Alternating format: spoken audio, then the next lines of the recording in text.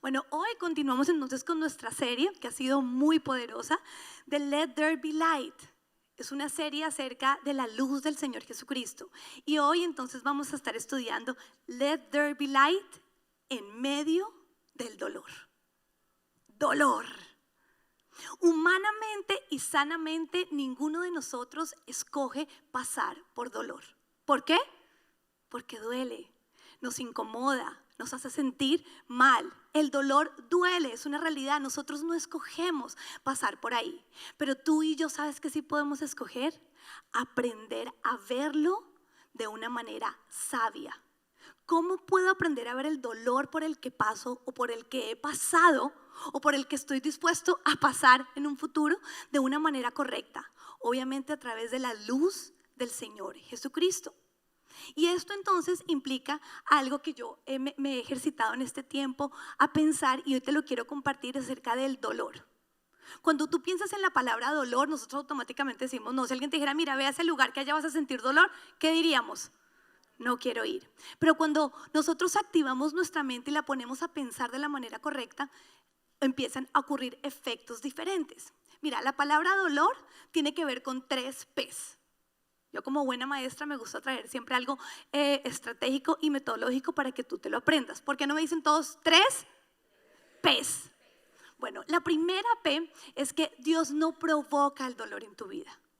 Y esto es súper liberador. Porque nosotros a veces andamos como con miedo de Dios, ¿qué me va a poner a vivir? No, mira, Dios no provoca el dolor, pero sí lo permite. Y ahí está la segunda P. Y lo permite para la tercera P, que es la más hermosa, con un propósito. Dios no provoca el dolor, sí lo permite para un propósito. Hasta el momento en tu vida lo que te ha generado dolor no es que Dios lo haya provocado, no. A veces equivocadamente pensamos eso, el mundo y Satanás nos hace creer eso y eso nos distancia de Dios. ¿No has oído muchas veces que la gente dice, uy no, qué tal toda la hambre que hay en el mundo, yo no quiero acercarme a Dios? ¿Cómo Dios hace que hayan niños con hambre? No, Dios no lo provoca. Lo ha permitido con un propósito, y siempre los propósitos de Dios son buenos. Nos implican a nosotros, por ejemplo, movilizarnos como iglesia a buscar ayudar los lugares de mayor necesidad. Es una de nuestras misiones también como iglesia, ayudar a los necesitados, y cuando lo hacemos vemos reflejada la gloria de Él en nosotros. Así que siempre que hay dolor, si Dios lo está permitiendo, es por un propósito. ¿Aprendieron las 3 P's? Bueno, pero entonces empecemos pensando qué es lo que a nosotros nos produce dolor. Como seres humanos, ¿qué genera en nosotros dolor? Mira, hay solo 2 fuentes de dolor en toda la humanidad. La primera es a través de una ofensa. Tú, si te sientes ofendido, sientes dolor. Esa ofensa en muchas oportunidades ni siquiera viene con una mala intención, pero si tú la percibes, si tu mente la percibe como dolorosa, pues te va a doler. Hay gente que no, es que no me saludaron y uno ni cuenta se dio que no saludó, pero eso hirió a la persona. ¿Por qué? Porque la consideró una ofensa. Y la segunda fuente por la que todos nosotros podemos llegar a sentir dolor es por una carencia.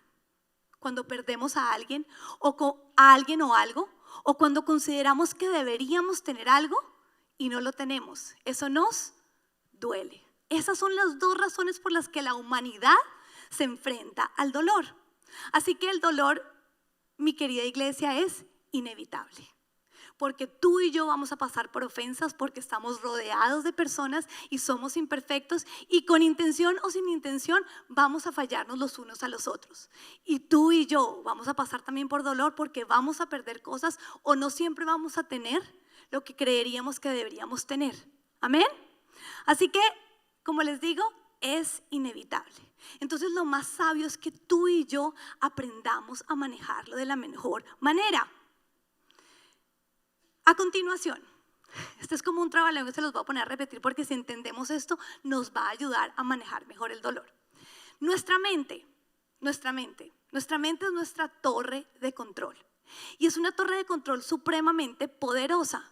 Hay gente que cree que su torre de control es el corazón. Mentiras. Tu torre de control es tu mente. Es tan poderosa, iglesia, que lo que tú piensas logras sentirlo. Si tú piensas que estás saludable, tú vive saludable. Basta con una información del doctor que te diga lo contrario y tú ya te empiezas a sentir enfermo, ¿no es cierto? Nuestra mente tiene esa capacidad, es un poder de que todo lo que nosotros aquí pensamos logramos sentirlo. Pero con respecto al dolor ocurre algo diferente. Y con respecto al dolor, nuestra mente, que es nuestra torre de control, tiene un poder que es muy peligroso y también muy poderoso.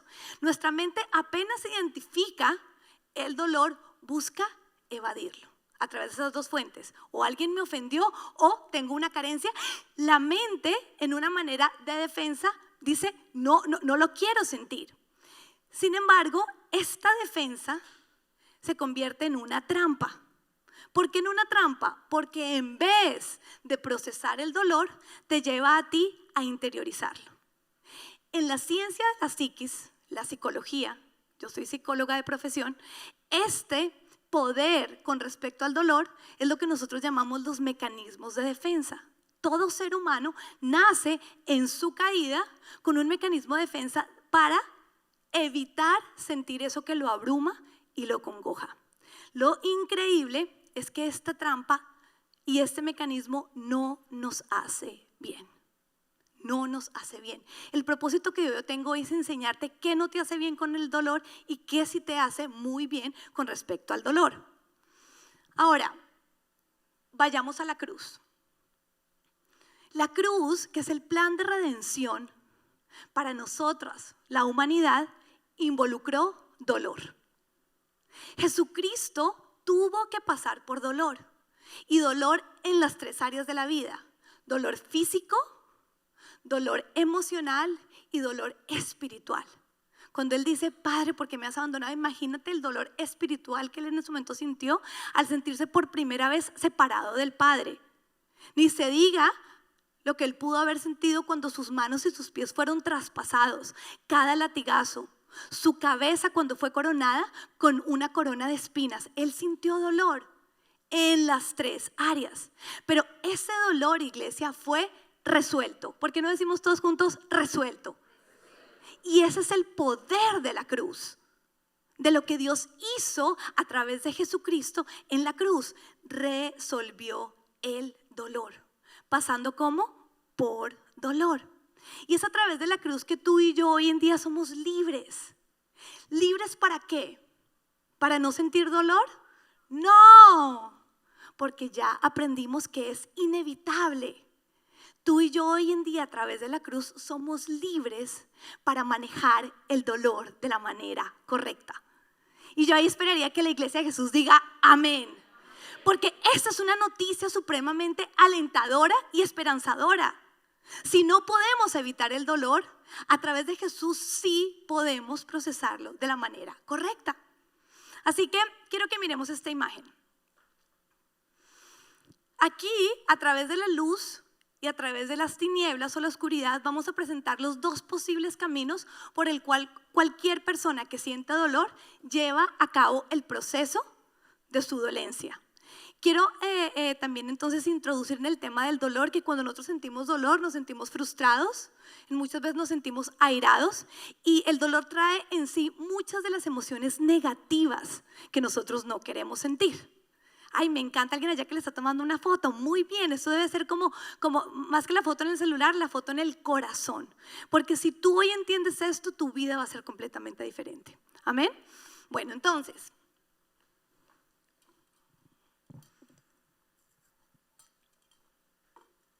el proceso correcto del dolor va a ser vivirlo, sentirlo, procesarlo, soltarlo, liberarlo y poderlo recordar para glorificar a Dios y así poderte volver a exponer.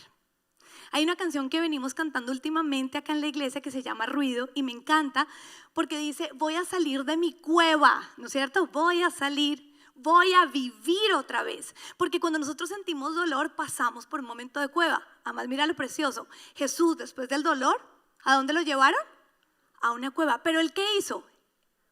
Él salió de la cueva. Lo triste es que en muchas oportunidades nosotros creemos que el dolor nos tiene que dejar metidos en la cueva. No, El buen proceso del dolor te invita a ti a después volverte a exponer. Y en definitiva, volverte a exponer ¿a qué? Al dolor. Se me viene en este momento un ejemplo de muchas mujeres que les fue mal con un hombre y dicen, no quiero saber nada más de los hombres, porque se sintieron heridas y como no procesaron bien el dolor, ¿dónde se quedaron? En la cueva. Pero con Jesús podemos vencer esa cueva para volver a salir. El proceso incorrecto, el de las tinieblas y el que yo hoy le pido a Dios que te revele si tú en algún área de tu vida hiciste esto. Porque si hiciste esto, hoy estás en la perfecta oportunidad, en el perfecto lugar para que esto que está mal deje de estar mal y se convierta en estar bien. La manera equivocada de manejar el dolor es vivirlo, sentirlo e interiorizarlo. Dejarlo ahí. La pregunta es, ¿por qué interiorizamos algo que no nos hace bien? Huimos al dolor, lo evitamos a toda costa, pero una vez llegó a nuestra vida, terminamos por interiorizarlo. ¿Por qué ocurre eso? ¿Por qué? Bueno, la respuesta es sencilla. Porque como es guardar algo, para tú guardar algo y organizarlo, tú necesitas luz. Y desafortunadamente en muchas áreas de nuestra vida permanecemos en oscuridad. No le hemos permitido a Jesús que venga y encienda la luz de nuestra vida. Basta con pensar en la cantidad de gente a nuestro alrededor y en nuestra sociedad que al hacer esto, al interiorizar el dolor, vemos que siguen amargados, algo que ocurrió hace muchísimos años y lo siguen cargando. ¿Dónde está ese dolor? Por dentro. A donde quiera que van, lo cargan. Pero como veíamos, no, lo importante es procesarlo y sacarlo. La respuesta de por qué interiorizamos algo que no nos hace bien es porque necesitamos luz para ver y recorrer el camino correcto. ¿Y qué dijo Jesús que Él es? El camino y la luz. Tú y yo necesitamos Jesús para darle sentido a nuestro dolor, para que cumpla su propósito. Permíteme, a través de la profesión de la psicología, explicarte un poco mejor cómo es que ocurre que el dolor termina dentro de la persona. Mira, el ser humano interioriza el dolor debido a estos mecanismos de defensa que ya nosotros podemos darnos cuenta que son muy equivocados. ¿Dónde aprende a usarlos? De niño. De niño, el ser humano cuando se siente amenazado o cuando está bajo dolor, automáticamente activa estos mecanismos de defensa productos de su mente y de su naturaleza caída para defenderse ante dicho dolor. Por eso es que la vulnerabilidad de un niño es proporcional al poder que hay en edificarlo bajo los caminos del Señor. ¡Wow! Yo tengo hoy en día en mi casa dos pequeñitos a quienes yo constantemente les veo que cuando se enfrentan al dolor automáticamente tratan de defenderse de la manera correcta, de la manera incorrecta. Pero gloria a Dios, tienen una mamá, un papá y una iglesia que les dice, así no es. Vamos a hacerlo a la manera correcta. Y es por eso que entonces les traje también esta imagen para explicárselos mejor. Esto es como el campo de nuestra mente, ¿no es cierto? Si tú tuvieras que recorrer esta preciosa pradera, ¿por dónde escogerías caminarla? Por el camino, ¿no es cierto? Nuestra mente hace lo mismo. Nuestra mente, con respecto al dolor, una vez lo identifica a través de una ofensa o una carencia, entra en automático. ¿Automático por dónde? Por el mecanismo de defensa que aprendió, que vio o que su mente de manera inconsciente lo llevó a desarrollar. Así que hoy te voy a presentar los mecanismos de defensa equivocados que generalmente todos hemos aprendido a usar y que cuando nos vemos enfrentados al dolor entramos en automático. Mi labor como pastora hoy es presentártelos de la manera más clara y más sencilla para que tú identifiques cuál es el que tú generalmente usas o usabas. Porque como ya te dije, como es en automático, uno generalmente usa uno o dos. En esta preciosa labor de pastora y consejera, cuando yo me siento frente a alguien y me cuenta su historia del dolor, siempre puedo identificar con claridad cuál aprendió a usar y cuál necesita desaprender a usar. Amén. Entonces, ¿qué les parece si tú le dices al Espíritu Santo de Dios, bueno, yo quiero hoy identificar los míos? Yo quiero hoy, Señor, que a través de esta palabra, de esta enseñanza, yo aprenda cuál es el que yo vine utilizando a través del dolor. Te va a ser muy útil traer a memoria tus eventos y tus sucesos más dolorosos. ¿Estamos listos?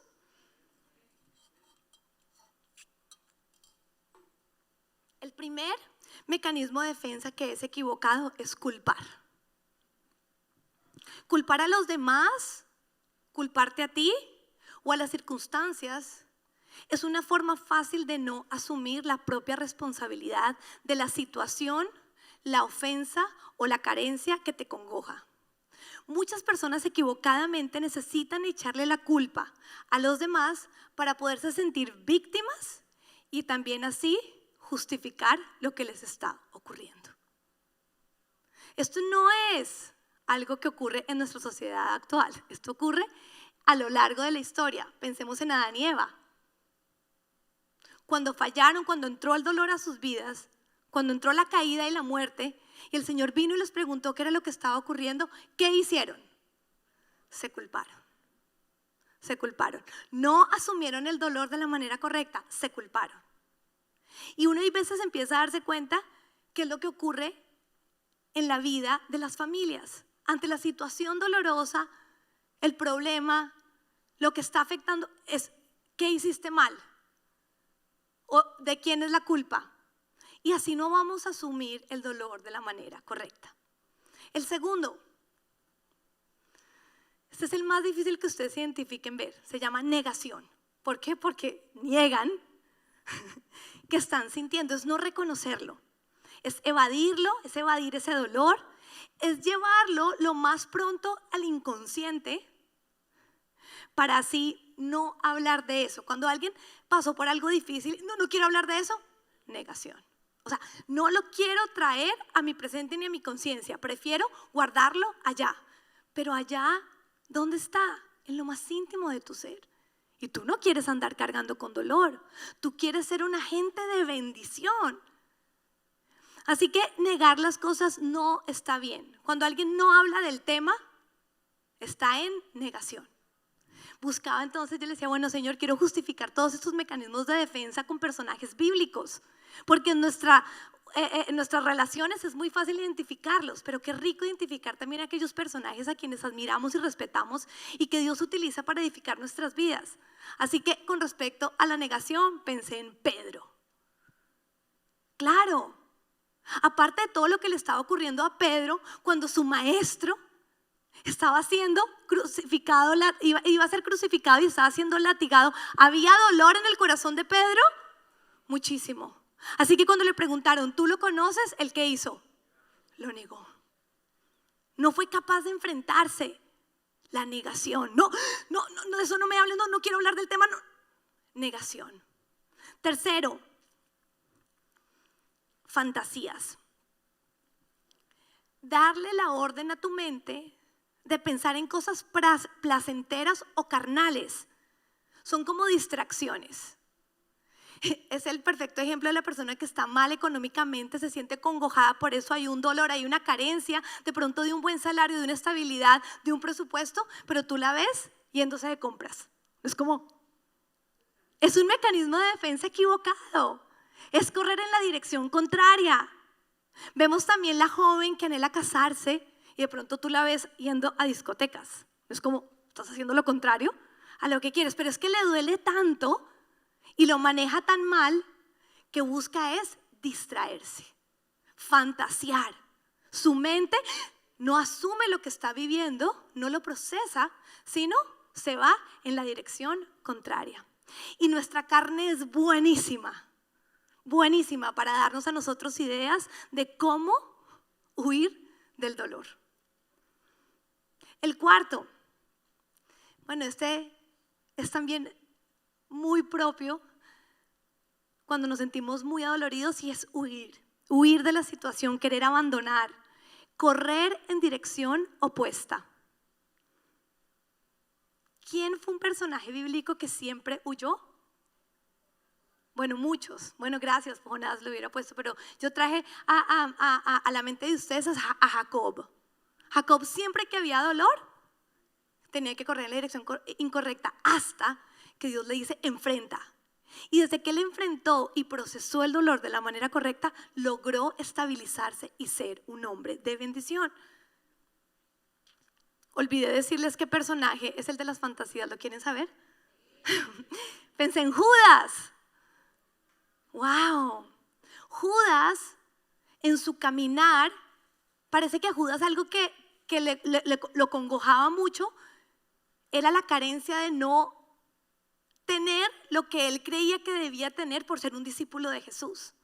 Y es que a veces nos ocurre eso, nosotros creemos que deberíamos tener ciertas cosas por lo que hacemos o por lo que vivimos, pero la realidad es que todo lo que tú y yo tenemos y hacemos tiene que estar alineado a un plan y a un propósito de Dios.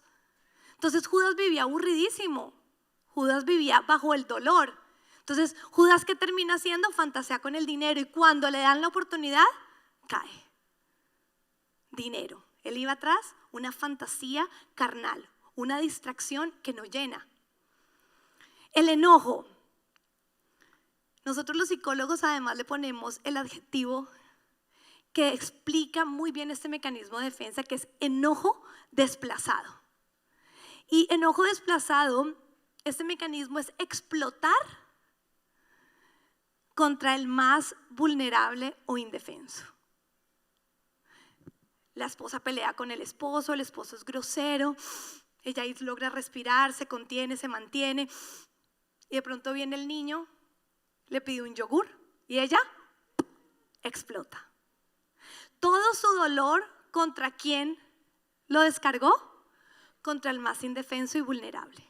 Hay veces hay cosas que a ti te pasan en tu vida y tú crees que es la iglesia, vulnerable, lugar que realmente es indefenso, y terminamos nosotros siendo los culpables de lo que a ti te pasa. Descargas todo tu dolor en un lugar equivocado o en una persona equivocada. Pero mira lo triste que son estos mecanismos de defensa, porque lo que hacen es que destruyen nuestra sociedad, destruyen nuestro ambiente familiar, destruyen nuestra comunidad. Y por último, vengar.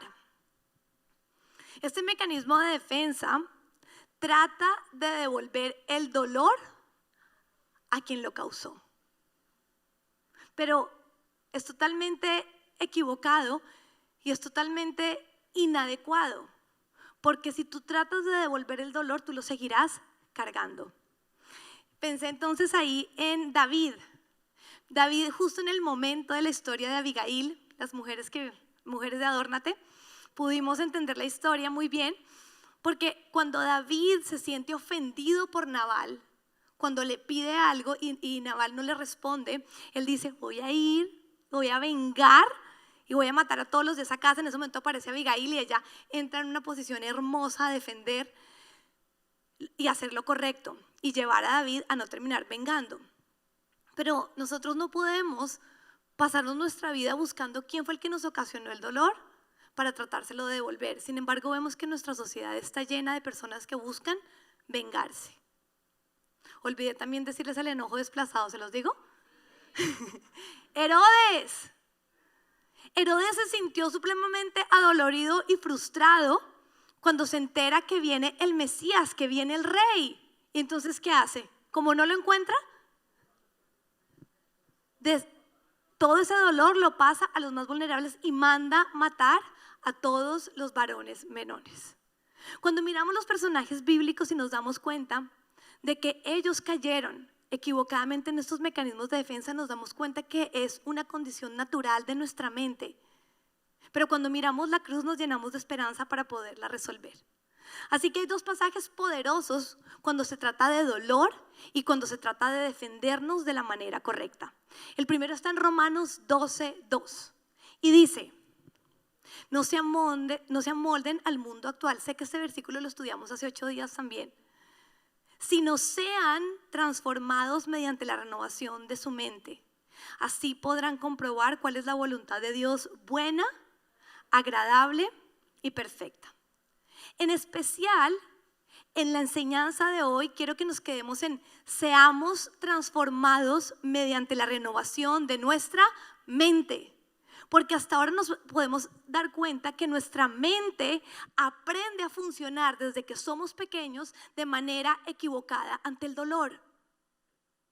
Cuando yo veo que alguno de mis hijos lo está utilizando, yo le digo, esa no es la manera, ven, te muestro cómo procesar el dolor de la manera correcta. E invito a todos los padres que lo hagan. Enseñemos la manera correcta de procesar el dolor.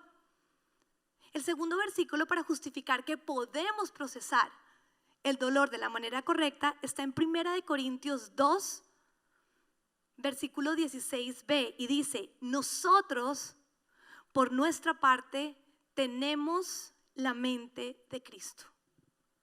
Cristo procesó el dolor de la manera correcta, y la Biblia, que es la verdad, nos dice que tú y yo tenemos la mente de Cristo. Así que tú y yo podemos procesar el dolor de la manera correcta.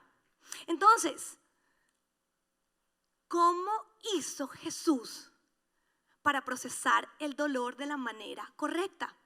Ahora, lo que sí te puedo decir antes de presentarte la manera como Jesús lo hizo, es que a través de usar estos dos mecanismos de la manera correcta, Jesús logró entender cuál era la voluntad del Padre para su vida, que era buena, agradable y perfecta, aunque sabía lo que se le venía, que era una cruz. Y estaba nervioso porque dice la Biblia que llegó a sudar sangre. Estuvo en un nivel extremo de nervios sabiendo lo que la cruz le iba a doler. Sin embargo, ¿por qué se atrevió a ir voluntariamente? Porque, como dije, ninguno acá escoge voluntariamente el dolor. Nadie dice, y porfa, oféndanme para aprender a manejar el mecanismo de la manera correcta. Ni venga, quíteme algo. No, nadie. Sin embargo, Jesús sí lo hizo. Jesús dijo, voy a la cruz, que es dolorosa. La escogió. ¿Sabes por qué? Porque sabía que la iba a poder manejar de la manera correcta. Sabía que ese dolor que le iba a producir tenía un propósito, pero además sabía que a través de vivir ese propósito iba a conocer la voluntad de su Padre, que era buena, agradable y perfecta. Miren, esto es poderosísimo. Si el pueblo de Jesús aprende a manejar el dolor y enseñamos a otros a manejar el dolor, nuestra sociedad es transformada. Eso tiene que cambiar cuando ustedes me buscan a mí acongojadas y abrumadas, porque cada vez que nosotros pasamos por dolor hay un propósito e incluye la voluntad del Padre, que es buena, agradable y perfecta. Mira lo poderoso, porque dice en Romanos 12:2 que cuando renovamos nuestra mente es que logramos comprobar. Comprobar implica vivir, evidenciar, estar seguros. Así que en muchas oportunidades la única manera de saber que lo que Dios quiere cumplir en mi vida va a ser a través del dolor. Wow. Ahora, no lo interioricemos, procesémoslo de la manera correcta. Bueno, creo que ya entonces tienen todos expectativas de saber cómo Jesús lo hizo, ¿no es cierto?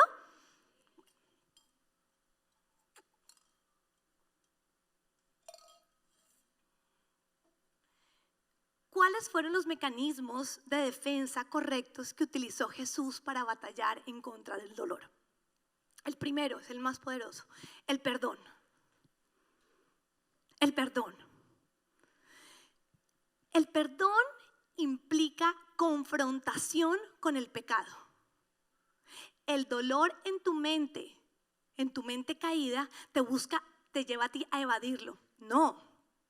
Cuando a ti alguien te ofende, tú tienes que llamar esa ofensa como lo que es.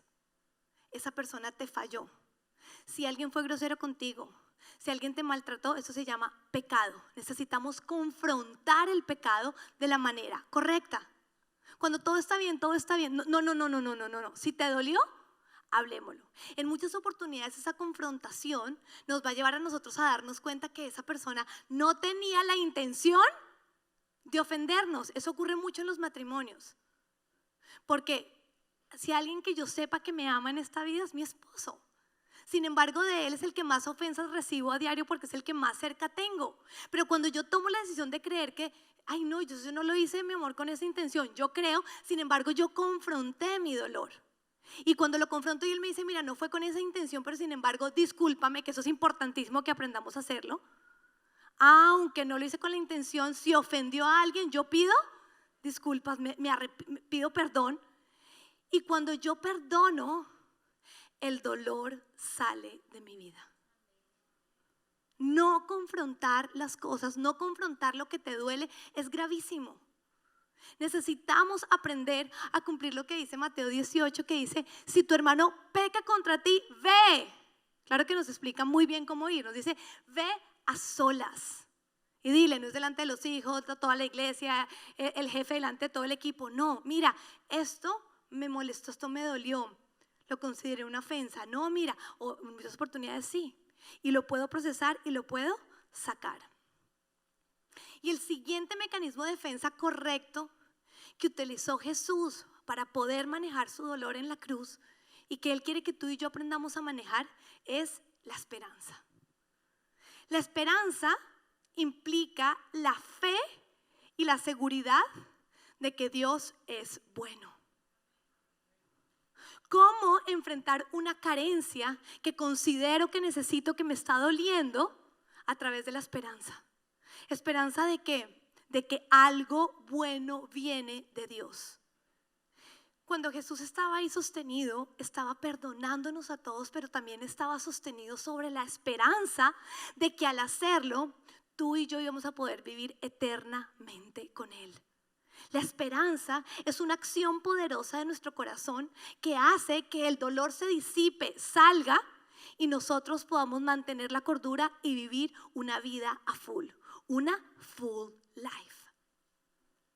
Déjame compartirte dos de los sucesos más dolorosos que he tenido en mi vida, donde voy a poderte exponer claramente de dónde venía el dolor, qué mecanismo de defensa equivocado estuve tentada o utilicé y cómo finalmente lo resolví. El primero es haber tenido a mi papá en la cárcel. Cuando yo tengo 7 años de vida, mi papá, nosotros vivíamos todos en Colombia, y mi papá cae preso aquí en los Estados Unidos. ¿Puedes imaginarte una niña de 7 años que pierde a su papá? Carencia. Y lo pierde todo, porque con eso, mi mamá está aquí, nos tocó, imagínate, cambiar todo un estilo de vida, perder muchas cosas y acomodarnos ahora. Mi mamá tuvo que salir a trabajar y lo que implicaba, obviamente, no solo perder a mi papá, sino que él estuviera en una cárcel.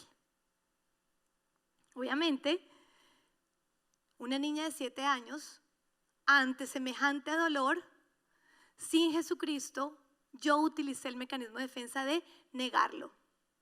Yo recuerdo cuando a mí me preguntaban, ¿dónde está tu papá? Los papás de mis amigas o cualquier persona que me preguntaba, yo le decía, está estudiando inglés en Estados Unidos. Negación. Recuerdo también, Dios me permitió recordar, que cuando llego a la iglesia, cuando conozco a Jesús hace 21 años y tengo mi encuentro personal con Él y tengo una consejera a quien llevo en mi corazón, porque no hay nada como a quien uno le abre su corazón por primera vez, y en esas oportunidades yo soy mucho para ustedes y me honra hacerlo.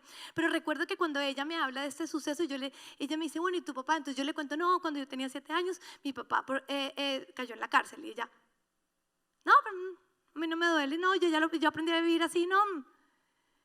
Había una negación. Había sido tan doloroso que yo lo había pasado a mi inconsciente. Con ella pude trabajar a la luz de la palabra de Dios. No, mira, vamos a procesar. Tú perdiste a tu padre y esa carencia te dolió. ¿Qué tuve que hacer? Perdonar. ¿Perdonar qué? Perdonar a mi papá, aunque su intención no era abandonarme, perdonar lo que lo llevó a él allá, perdonar la situación y perdonar muchas cosas que a lo largo de los 7 años hasta cuando mi papá llegó me hicieron daño. El mecanismo de defensa que tuve que utilizar para resolver ese suceso tan doloroso en mi vida fue el que Jesús me enseñó a través de su cruz, el perdón. Y hoy te puedo compartir con libertad, con mucha libertad, de que, claro, nunca hubiera escogido que mi papá hubiera pasado por la cárcel. Nunca hubiera escogido voluntariamente no haberlo tenido en mis años de adolescencia. Pero hoy puedo ver el propósito. Porque mi papá duró preso aquí 10 años donde yo predico. Mi papá se convirtió en la cárcel. Mi papá dice que él oró 10 años intensivos por esposos para sus hijas que amaran a Dios. Hoy predico en la tierra donde él estuvo encarcelado. Hoy veo el propósito. Y él y yo lo sabemos. Él y yo hablamos de este tema. Y él y yo sabemos que aunque en esta tierra pasamos mucho tiempo separados, tendremos una eternidad juntos gracias a Jesucristo. Y gracias a que a través de ese dolor tan poderoso por la que él también pasó, pudo encontrarse con Jesús. Así que, ¿hay propósito, iglesia? Hay propósito. Yo ya no cargo interiormente el haber sido una joven que no tuvo a su padre o que fue una hija de un padre que estuvo en la cárcel. Ni siquiera me genera vergüenza. Lo llevo con orgullo porque Dios lo utilizó, porque Dios me sanó y me liberó de eso. Hace muy poco tiempo tuve una visión de Dios cuando yo era de esa edad, 7 años. Mi mamá recuerda que a mí me encantaba bailar y yo me paraba frente al espejo a bailar y estaba en unas escaleras. Y yo pude ver, en ese momento fue cuando yo perdí a mi papá a los 7 años, yo pude ver a Jesús sentado mirándome bailar. Y pude entonces también entender que cuando mi papá había perdido a mi papá, que Jesús estaba permitiendo ese dolor, había un propósito. Y de ahí en adelante he caminado con Jesús y he visto su mirada sobre mí y me cautiva tanto tenerlo. El segundo suceso más doloroso por el que he pasado en mi vida fueron 8 años de esterilidad e infertilidad. 8 años querer ser mamá y no conseguirlo. 8 años pidiéndole a Dios junto con mi esposo, ya sirviéndole, que nos permitiera ser padres. Pasar por 2 pérdidas antes de que llegaran mi precioso Natán y mi hermoso Abel. Fue muy doloroso. Pero ¿sabes qué me sostuvo? La esperanza.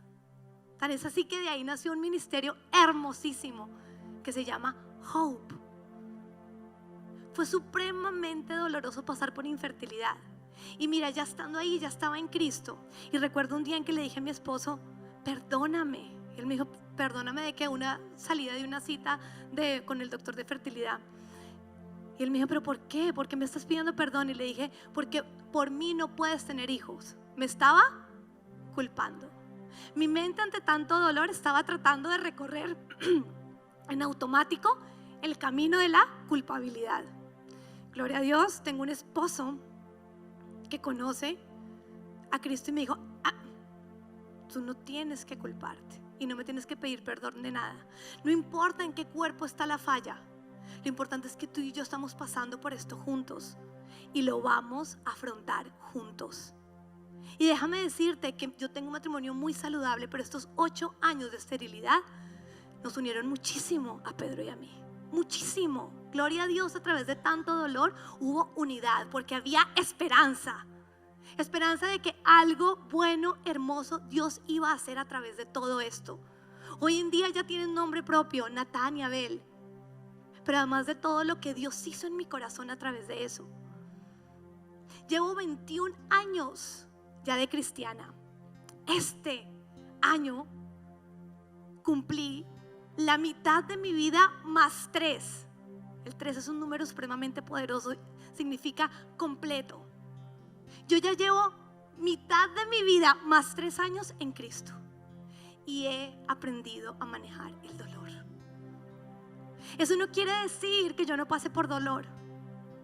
Es más, hay muchas cosas que como pastora y todo siguen doliendo. Pero ¿sabes qué? Puedo creer en una vida abundante porque he aprendido a procesar el dolor. ¿De dónde lo aprendí? De mi Jesús, de la cruz, de la palabra de Dios, de creer que tengo su mente, de creer que puedo renovar mi mente, comprobar que cada vez que pasamos por una situación dolorosa hay un plan y hay un propósito. Así que, iglesia, hoy te pido que a la luz de Jesucristo identifiques ¿Cuál es el mecanismo de defensa que aprendiste a utilizar, que estás utilizando hoy de pronto equivocadamente? Estás en automático en tu vida y lo estás interiorizando, porque Dios quiere que lo proceses, lo saques, salgas de tu cueva y lo glorifiques a Él.